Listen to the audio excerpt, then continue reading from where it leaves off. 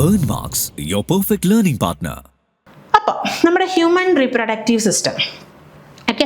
So human reproductive system ആകുന്ന സമയത്ത് ഇപ്പം അത് മെയിൽ റീപ്രൊഡക്റ്റീവ് സിസ്റ്റത്തിലായാലും ഫീമെയിൽ റീപ്രൊഡക്റ്റീവ് സിസ്റ്റത്തിലായാലും ഒരു പെർട്ടിക്കുലർ ഏജ് അറ്റൈൻ ചെയ്ത് കഴിഞ്ഞാൽ നമ്മൾ മെച്യൂരിറ്റി അറ്റൈൻ ചെയ്യുന്നു, അല്ലെങ്കിൽ പ്യൂബർട്ടി എന്ന് പറയുന്ന ഒരു സ്റ്റേറ്റ് വരുന്നുണ്ട് അല്ലേ. നമുക്ക് ഇപ്പോൾ മെയിൽസിൻ്റെ കേസിലാണെങ്കിലും ഫീമെയിൽസിൻ്റെ കേസിലാണെങ്കിലും അറൗണ്ട് ഒരു 11 to 12, 13, 14 ഇയേഴ്സിൻ്റെ ഉള്ളിൽ എന്തായാലും പ്യൂബർട്ടി അല്ലെങ്കിൽ മെച്യൂരിറ്റി അറ്റൈൻ ചെയ്യാന്ന് പറയുന്നുണ്ട് അല്ലേ. അപ്പോൾ ഫീമെയിൽസിൻ്റെ കേസിൽ ആ ഒരു സമയത്താണ് നമുക്ക് ഒരു മെൻസ്ട്രേഷൻ എന്ന് പറയുന്ന പ്രോസസ്സും കാര്യങ്ങളൊക്കെ നടക്കുന്നത്. ഫീമെയിൽസിൻ്റെ കേസിൽ ആ സമയത്താണ് അവർക്ക് എന്ത് ചെയ്യുന്നത്, അങ്ങനെ ഒരു പ്രോസസ്സ് അവർക്കൊന്നുമില്ല.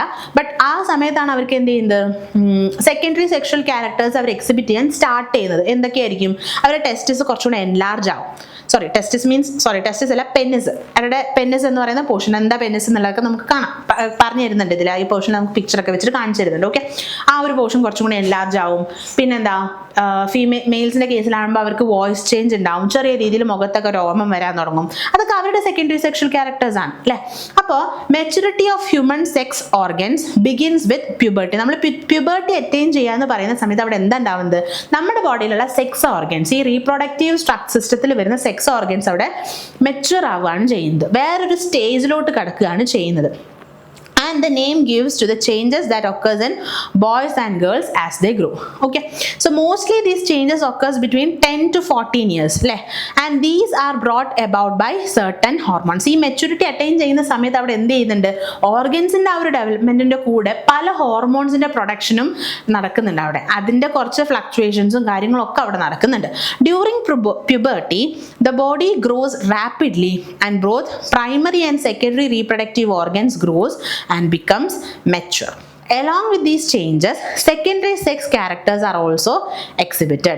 മെയിൽസിന്റെ കേസിൽ ഇത് അറ്റൈൻ ചെയ്യുന്ന ഒരു 13 to 14 ഇയേഴ്സിന്റെ ഉള്ളിലാണ്. പക്ഷേ ഫീമെയിൽസിന്റെ കേസിൽ കുറച്ചും കൂടെ ഏർലിയാണ്. ഇപ്പോഴത്തേക്ക് കുട്ടികളുടെ കേസിൽ ഇത് വളരെ ഏർലി ആയിട്ട് നടക്കുന്നുണ്ട്, 11 to 13 ഇയേഴ്സ്. നമ്മുടെ ഫുഡ് ഹാബിറ്റ്സിലൊക്കെ ഉണ്ടാകുന്ന ചേഞ്ചസ് ആണ് അതിനൊരു പ്രധാന കാരണം എന്ന് പറയുന്നത്. So puberty ultimately leads to a stage when the child become adolescent. ആ പ്യൂബർട്ടിക്ക് ശേഷമുള്ള ആ ഒരു ടൈം പീരീഡ് ആ ഒരു പീരീഡാണ് നമ്മൾ അഡോളസെന്റ് പീരീഡ് എന്ന് പറയുന്നത്.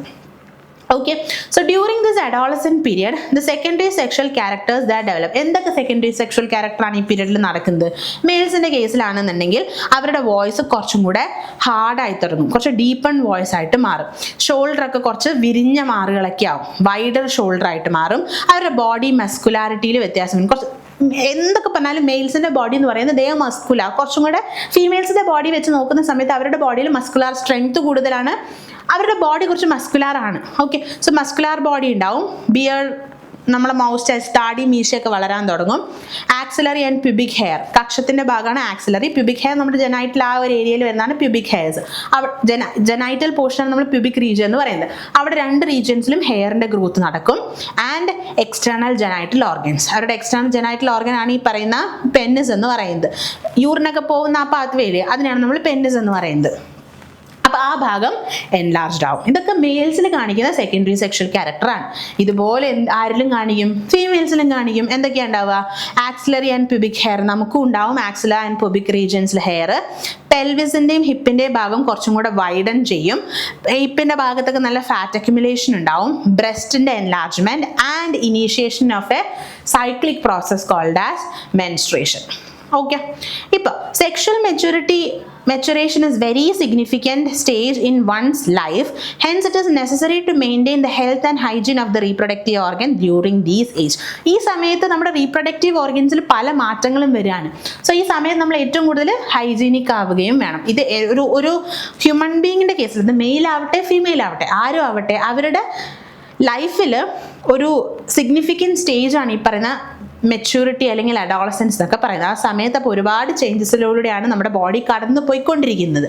ആ ചേഞ്ചസ് ആണ് പിന്നീട് നമ്മൾ ഈ അഡോളസൻസ് അല്ലെങ്കിൽ ഒരു അഡൾട്ട് സ്റ്റേജിലോട്ട് എത്തിക്കുന്നത്. ആ കുട്ടിത്വത്തിൽ നിന്ന് നമ്മൾ മുതിരുക എന്നൊക്കെ പറയുന്നത്, മുതിർന്നു വരിക എന്ന് പറയുന്നത് ഈ ഒരു സ്റ്റേജിലാണ്. അപ്പോൾ ആ സമയത്ത് നമ്മുടെ ഹെൽത്ത് അല്ലെങ്കിൽ ഹൈജീൻ കൂടെ മെയിൻറ്റെയിൻ ചെയ്യേണ്ടത് വളരെ ഇമ്പോർട്ടൻ്റ് ആണ് എന്നുള്ളത്. Earn Marks, your perfect learning partner.